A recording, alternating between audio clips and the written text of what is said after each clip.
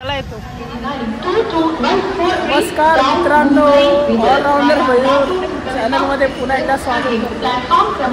सोबत आहे चव्हाण। आपण कुठे चाललोय आता?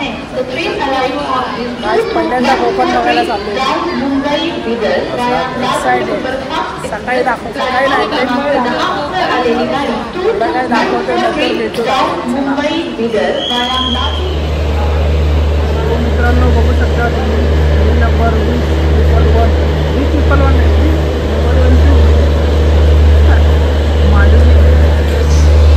आता याच्याने जाणार आम्ही संगमेश्वरला। बघूया, पहिल्यांदा चाललोय मी। ट्रिप कशी असेल तुम्हाला सांगून अनुभवून दाखवतो। चला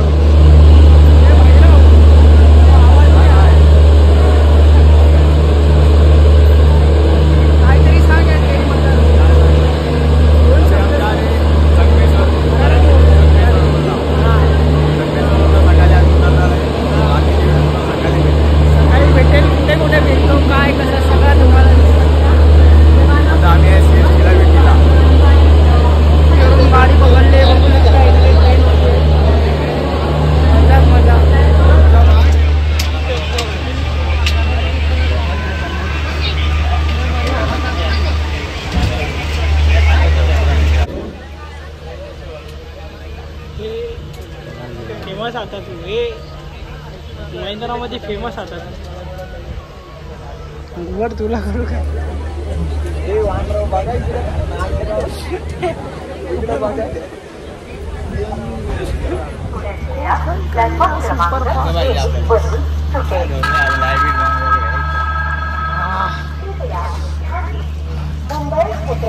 घुबड कसं वाटतंय? हा बसलो आता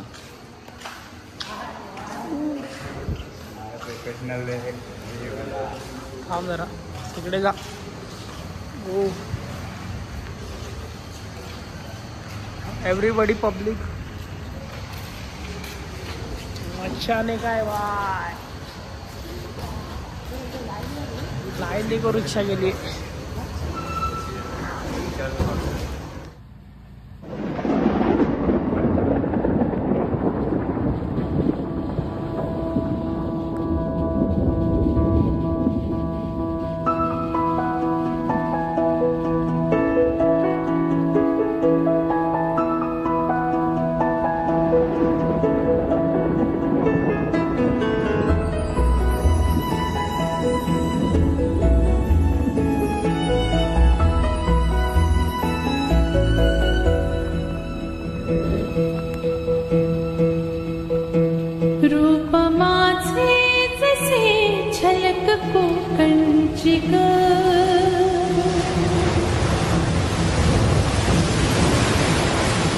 मन समिंदर तरुण नदी वर्णाची ग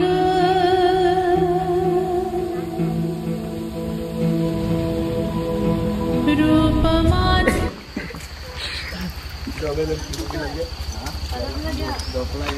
डोंगर घर बिर बघू शकता मित्रांनो। आईच्या गावात ए भावा आहे, मला पकडायला थांबा। घुबड नाही पकडणार रे,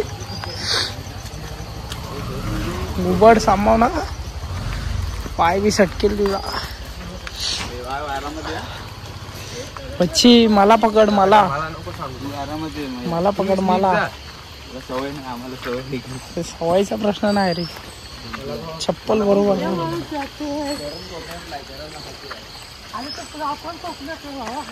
कोण कल्याण आलाय बाबा तो, त्याचा कल्याण, त्याचा कोक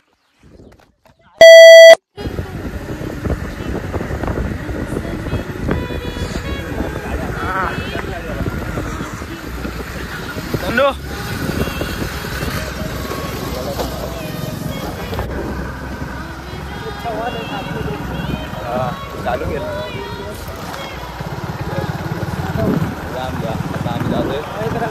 चॅम्पियन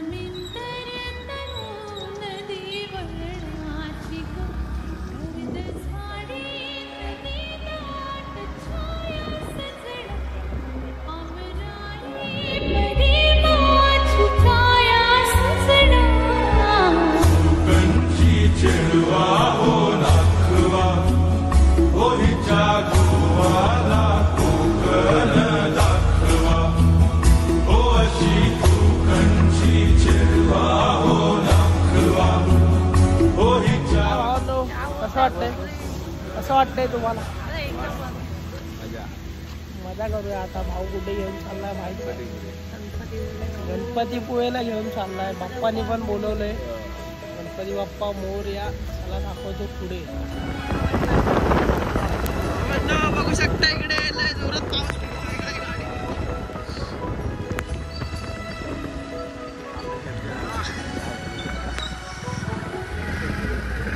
लोकेशन बघू शकता. या नदीचं नाव काय रे? या नदीचं नाव काय रे? काय माहिती? त्याच्याच गावी आले. आमचं गाव तिकडे आहे.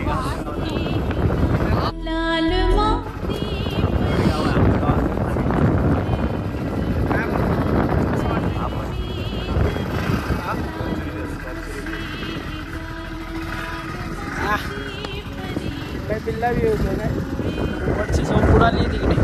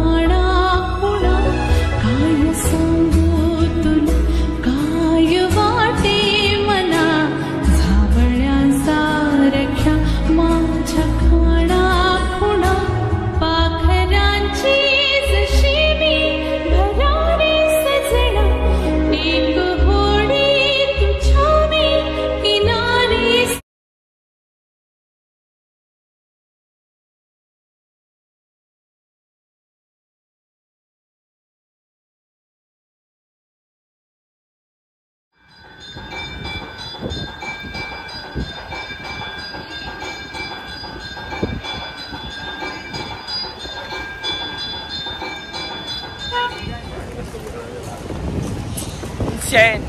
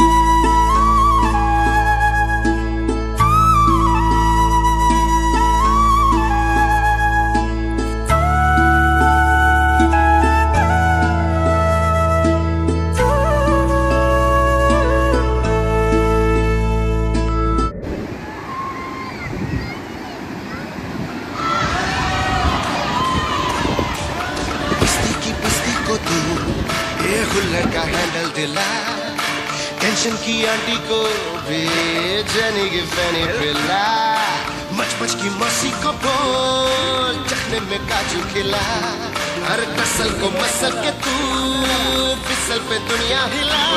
मित्रांनो बघू शकता हा गणपतीपुळेचा बीच.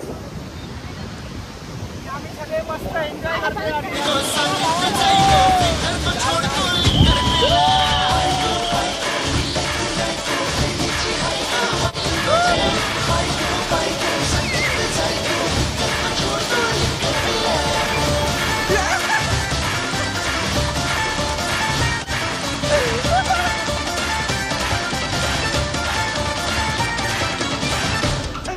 लागला भिजला. ये झूमेंगे नाचेंगे महफिल जमाएंगे, ये मस्ती भरा प्यारा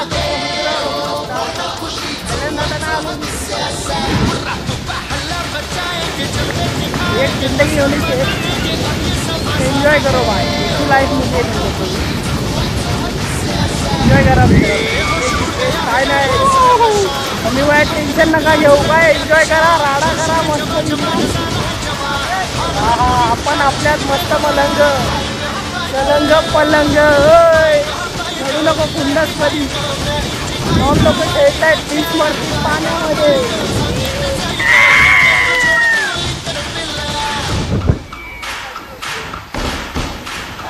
गेम बिन नाही पाहिजे आपल्याला. काय भविष्यात फक्त भविष्यात आम्ही पाठीवरून बघू शकतो काय केलंय. काय धनंजय, गेम बिन नाही पाहिजे आपल्याला. काय तर आपण बघू शकतो आपण काय केलंय. काय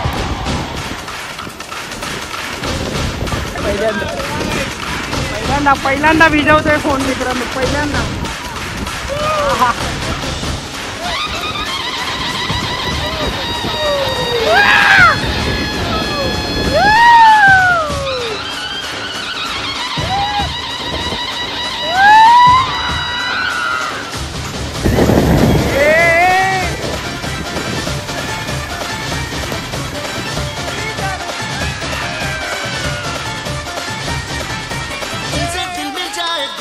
खिल जाए झटके में खुल जाए किस्मत का हर ताला.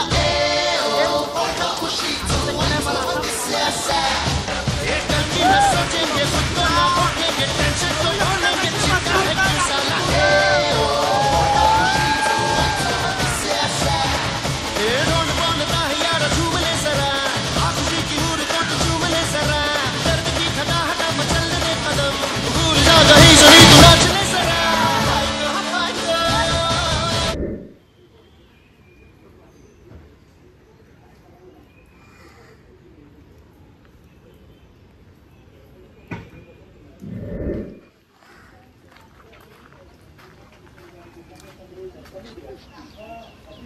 असे नका रे बघू तुम्ही लोक.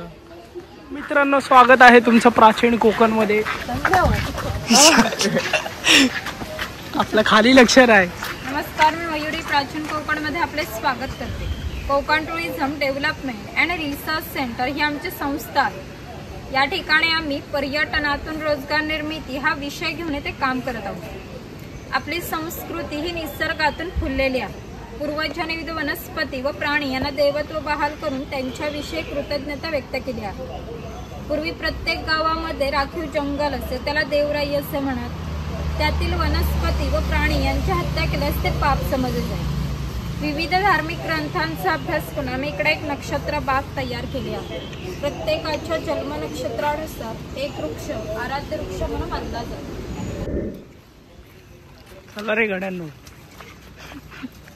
यांना पवित्र म्हणतात. तसेच त्यांना आपण दीर्घायुष्याची प्रतीके मानलेली आहेत. याला पिंपळ पार म्हणतात, कारण त्याच्या भोवती जो दगडी कट्टा बांधला आहे त्याला कोकणी भाषेमध्ये पार असे म्हणतात.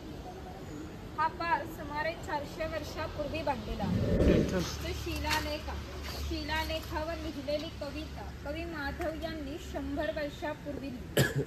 चिपळूण येथे झालेल्या पहिल्या कोकण मराठी साहित्य संमेलनामध्ये या कवितेला कोकणची प्रातिनिधिक कविता म्हणून स्वीकारण्यात आली. राष्ट्रदेवीचे निसर्गनिर्मित केवळ नंदनवन या कवितेमध्ये नंदनवन हा शब्द आला. नंदनवन या शब्दाचा अर्थ आहे स्वर्गातील इंद्राची बाग जितकी सुंदर आहे तितकेच आपले कोकणही सुंदर आहे. ही गुहा काळाचे प्रतीक आहे. गुहेच्या अलीकडे आहे वर्तमान काळ आणि गुहेच्या पलीकडे आहे 500 वर्षांपूर्वीचा भूतकाळ. इथून पुढे पाहणार आहात 500 वर्षापूर्वी कोकणी माणसे कशी राहत होती, त्यांची समाज रचना, ग्रामरचना, खाद्य संस्कृती, परंपरा कशा होत्या. गुहेतून येताना सर्वांनी वाकून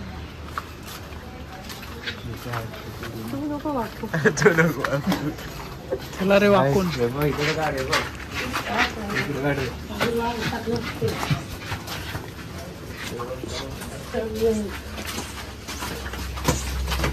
गँग गुफा बघू शकता. मी दाखवली तुम्हाला. ते कोकमचं झाड आहे. त्याला जी फळे येतात त्यापासून कोकम सरपट किंवा कोकम आगळ तयार केले जाते. त्याच्या फळांच्या सालीपासून कोकम तयार केले जाते. आहे का असले अजगर आहे का आतमध्ये? बघ हे, अरे मी वाघ भेटेल का बोलतोय त्यात कोल्हा बिल्ला भेटतोय. हे संकेत सोबत राहा माझ्या.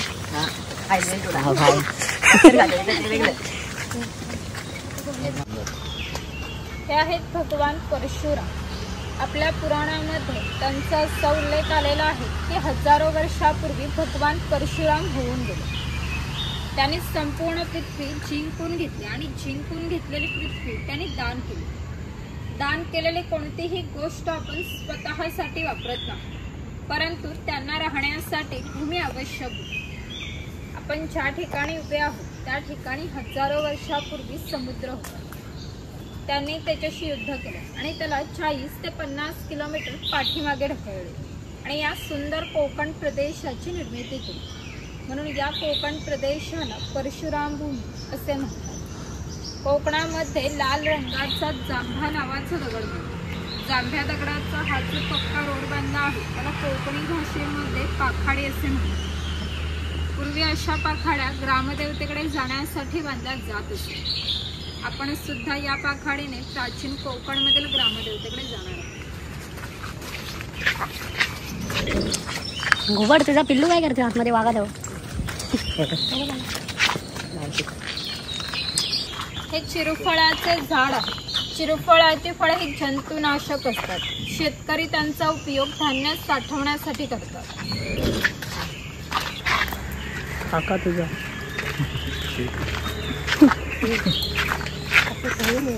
घुबड सारे पुढे. हे ग्रामदेवतेचं मंदिर आहे. पूर्वी धार्मिक संस्था गाव नियंत्रित करत असत. गावातील गावकरी येथे एकत्र येत असत. गावातील 2 व्यक्तींची भांडणे झाली तर सर्व गाव एकत्र राहून गाव प्रमुख त्यांच्यासमोर न्यायदान करीत असत. आणखी एक महत्त्वाचे वैशिष्ट्य म्हणजे जगभर अशी प्रथा आहे की प्रत्येक जाती धर्माचे लोक आपापल्या देवाकडे जातात, देवाचे दर्शन घेतात. आपण कोकणी माणसे सुद्धा वर्षभर देवळात जाऊन देवाचं दर्शन घेतो. पण जेव्हा आपल्याकडे शिमग्याचा सण असतो तेव्हा ही देवी या पालखीमध्ये बसून प्रत्येकाच्या घरोघरी नेली जाते. म्हणजेच कोकणी माणूस आणि देव यांचं नातं इतक्या जवळच आहे की आपलं एकमेकांकडे जाणे नसते. या देवीचं नाव वाघजाई आहे. हे नाव मी जाणीवपूर्वक ठेवले. असं म्हणतात की ज्या निसर्गामध्ये वाघ आहे तो निसर्ग समृद्ध असतो. 500 वर्षापूर्वीचा निसर्ग सुद्धा असा समृद्ध होता.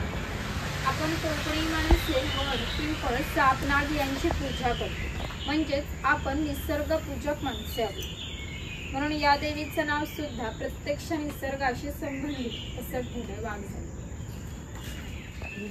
जर वाजवणारे कसबी असतील तर यांचा आवाज 2 ते 3 किलोमीटर पर्यंत जात असेल. पूर्वी त्यांचा उपयोग संदेशवहन तसेच धार्मिक कार्यामध्ये केला जात असे.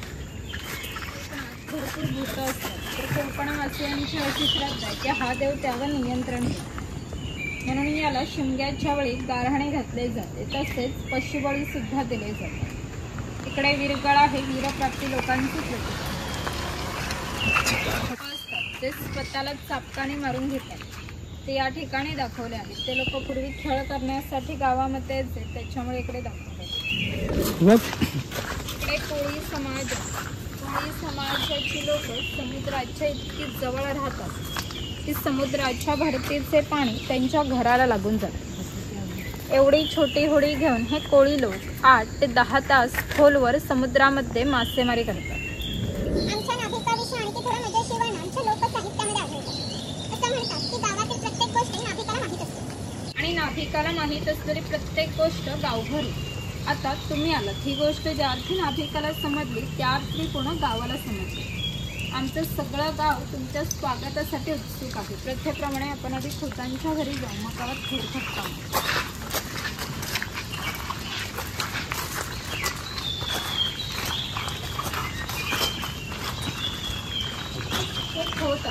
राजाच्या गावातील थेट प्रतिनिधी म्हणजे धार्मिक व राजकीय बाबतीत पहिला मान खोतांचा असेल. खोत गावचे प्रमुख असेल. गावात न्यायदान करणे, महसूल गोळा करणे, कायदा व सुव्यवस्था सांभाळणे इत्यादी कामे खोतांची असेल. शेतकरी आहे. त्याचं घर तसं असायचं ते तसंच घर या ठिकाणी आम्ही उभारलं. ती जी चूल दिसते तिला कोकणी भाषेमध्ये तिरसा म्हणतात. पूर्वी ती सतत पेटी ठेवली जायची. जेव्हा शेतकऱ्याच्या बायकोला स्वयंपाक करायचा असतं तेव्हा तिथे 2-3 निखारे घेऊन स्वयंपाक घरातील चूल पेटवीत असते. जर हा विस्तव विजला तर घरामध्ये 2 गारगोट्या ठेवल्या जात असत. त्या एकमेकांवर घासून विस्तव करावा लागत असत. ही खोईने हिचा वापर मासे पकडण्यासाठी केला जात असतो. पाठीमागे विहिरीने बांधून ती पाण्यात ठेवली जाते. हिच्या अंतर्गत रचना अशा पद्धतीची आहे की आत गेलेला मासा कधीही बाहेर पडू शकत नाही. गावातील मातीशी संबंधित सर्व कामे हा कुंभार करीत असतो. गणपतीचे दिवस झाले की लाल मातीचे गणपती तयार करून देणे, उन्हाळ्याला की मातीची मडके तयार करून देणे. ते सफेद रंगाचे मडके आहेत, ते माडी काढण्याचे मडके आहेत. कोकणामध्ये नारळाची झाडे मोठ्या प्रमाणात असतात. त्यांना नारळ येण्याआधी पोळी येते, तिला आडवा काप दिला जातो. बाजूने विशिष्ट प्रकारचा झाडपाला लावला जातो. तो पाला आतील माडी शोषून घेतो. थेंब थेंब गळणारी माडी मडके वरचेवर लावून त्यामध्ये साठवली जाते. काळाच्या ओघात 12 बलुतेऱ्यांचे व्यवसाय नष्ट झाले, परंतु माडी काढण्याचा व्यवसाय आजही व्यवस्थित चालला. व विविध देवतांना लागणारे दागिने बनवून देण्याचे काम हा सोनार करीत असतात. त्याच्या या अप्रतिम कलाकुसरीमुळे या दागिन्यांना जगभर मागणी. शिमगा, नवरात्र व अन्यवेळी ग्रामदेवतेला दागिने घालण्याचा मने सोनार होते. या बंदरांमधूनच भारतीय व्यापाऱ्यांनी जगाशी व्यापार केला. येथून निर्यात होणाऱ्या वस्तूंमध्ये हस्तकौशल्याच्या वस्तू, तलम, कापड, हस्तिदंती वस्तू, हिरे, माणिके, मोती, शंख, शिंपले इत्यादी वस्तूंची निर्यात हा वाणी करत असते. त्या बदल्यात संपूर्ण जगातून भारतात सोने येत असते. भारताने जे सुवर्ण युग अनुभवलं त्याचे प्रवेशद्वार ही कोकणची बंदे होती. हा सुतारा शेतकऱ्याला लागणारी लाकडी अवजारे बनवून देण्याचे काम हा सुतार करीत असतो. हा सावंतवाडीचा सुतारा. सावंतवाडीतील लोकांचे लाकडावर कोरीव जगप्रसिद्ध आहे. त्यांच्या काही हस्तकौशल्याच्या वस्तू तुम्हाला आमच्या हस्तकला विक्री केंद्रामध्ये पाहायला मिळतात. इकडे दरवेळी दाखवला आहे अस्वलाचं कळपाट. इकडे गावी दाखवलं सापाचं.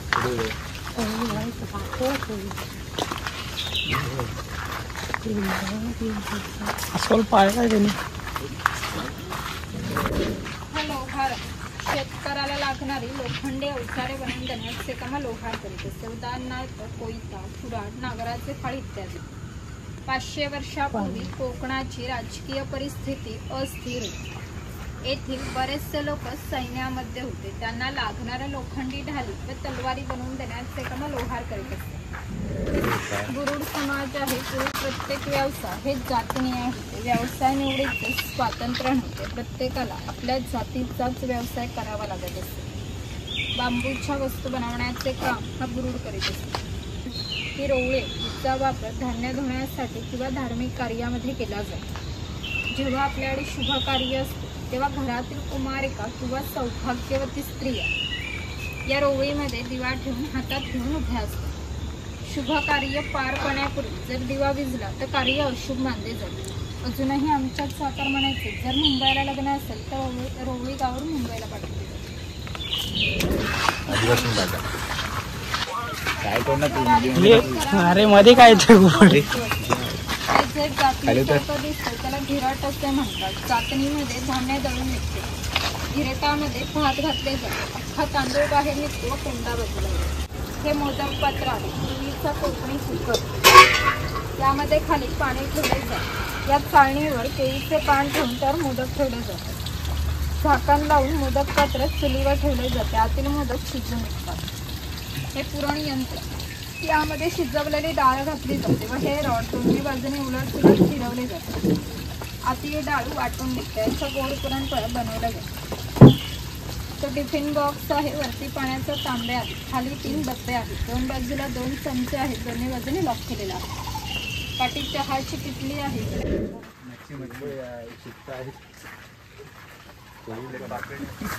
एक आचार आहे. मगाशी सांगितल्याप्रमाणे 12 बलुतेदार प्रत्येकाच्या घरोघरी जाऊन सेवा केली. त्याचप्रमाणे हा कासार या मुलीच्या घरी आला. पूर्वी कोकणामध्ये मुलींची लग्ने वयाच्या 8व्या किंवा 10व्या वर्षी होत असते. तोपर्यंत हा कासार या मुलीच्या बांगड्या घालण्याचा कोणत्याही प्रकारचा मोबदला घेत नाही. ज्यावेळी या मुलीचे लग्न होईल तेव्हा मुलीचे वडील या कासाराला एक छोटासा सोन्याचा दागिना देत असतात. या व्यतिरिक्त कोणत्याही प्रकारचा मोबदला लोकांना मिळत नाही. गावात ज्या ठिकाणी उंचावरती बारमाही पाणी असते तेथे धरण बांधून प्रत्येकाच्या घरोघरी आणि पाटाने मिळून जाते. तर ती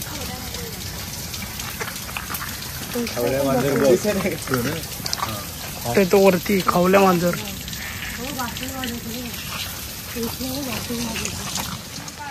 चामड्याच्या वस्तू बनवून देण्याचे काम हा चर्मकार करतो. तसे याच्या जोडीला आणखी एक प्रसंग सांगतो जो 500 वर्षापूर्वी घडला.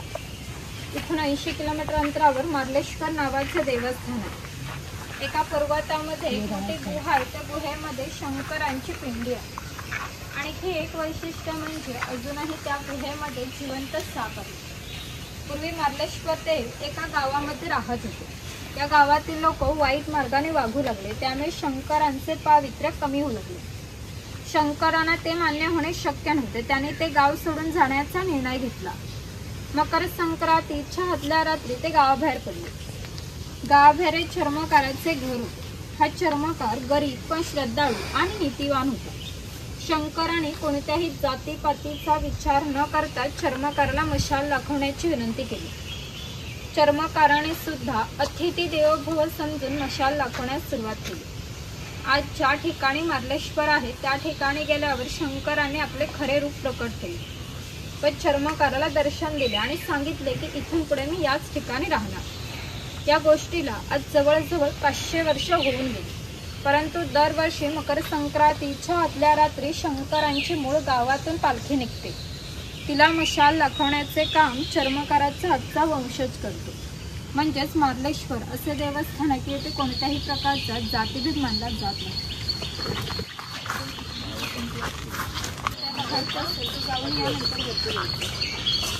पुढे मार्लेश्वर मंदिराची प्रतिकृती बघायची असेल तर जाऊन या नंतर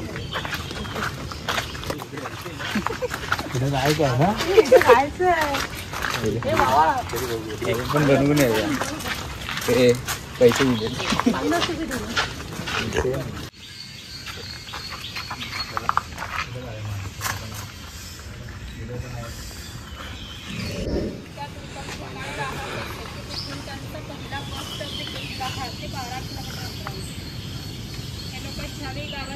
त्यांच्या पायात चामड्याच्या वाहनात घुंगराची काठी व खांद्यावरती फाटकी घोंगडी या वेशभूषेमध्ये येत असतात. असे असते तरी प्रत्येक धनगर 100 ते 125 गाई व 5 ते 25 म्हशींचा मालक असतो. या सर्वांची जर विक्री करायची म्हटली तर त्यांची किंमत काही लाखांमध्ये जाते. त्या धनसंपत्तीचा मालक हा धनगर होता. कोकणी लोकांचे राहणीमान साधे असल्याने यांची राहणी सुद्धा साधी. लाल रंगाच्या खोडापासून कात तयार केला होता. इथे कात तयार करण्याची प्रक्रिया ही कातभट्टी आहे. कात तयार करण्यासाठी ते खैराचे झाड आहे ते पूर्ण तोडले जाते. त्याच्या आतमध्ये लाल रंगाचं खोड असतं. जे छोटे तुकडे करून ते 4 मडक्यांमध्ये पाण्यासोबत उकळवतात. जो लाल रंगाचा पाक ठरतो 5व्या मडक्यामध्ये विशिष्ट तापमानापर्यंत उकळवला. तो पाक सावलीमध्ये सुकत घालून त्याच्या वड्या पडल्या जातात. पाक तयार होण्याच्या प्रक्रियेला 3 ते 4 महिने लागतात. मचाण आहे शिकारीसाठी आणि आजूबाजूच्या प्रदेशावर लक्ष ठेवण्यासाठी. पावसामुळे मचाण बंद आहे. तिकडे मुखवटे डोक्यामध्ये घालून फोटो काढणार असेल तर काढू शकता. पुढे विक्री केंद्र आहे. कोकणातील खाद्यपदार्थ, मसाले, लाकडी खेळणे मिळतात. एक नंबर. थोडं सांभाळता येत नाही त्याला.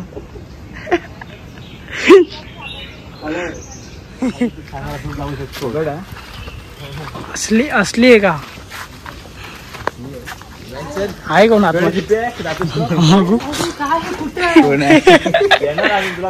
हे भाऊ चाय दे मला. चाय पी. अमृतुल्य आवक संकासू.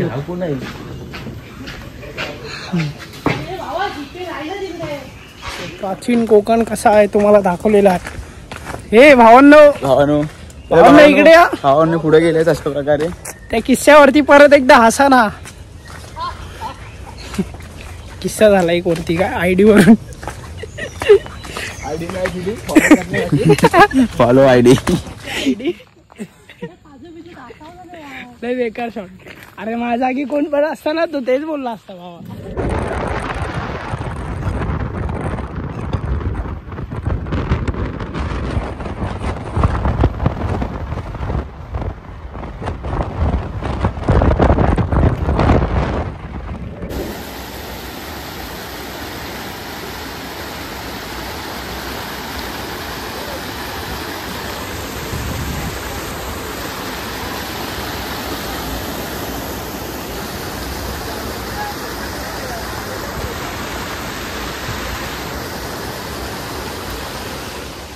बघू शकता मित्रांनो, सप्तेश्वर ठिकाण कोकण मधलं, संगमेश्वर मधलं.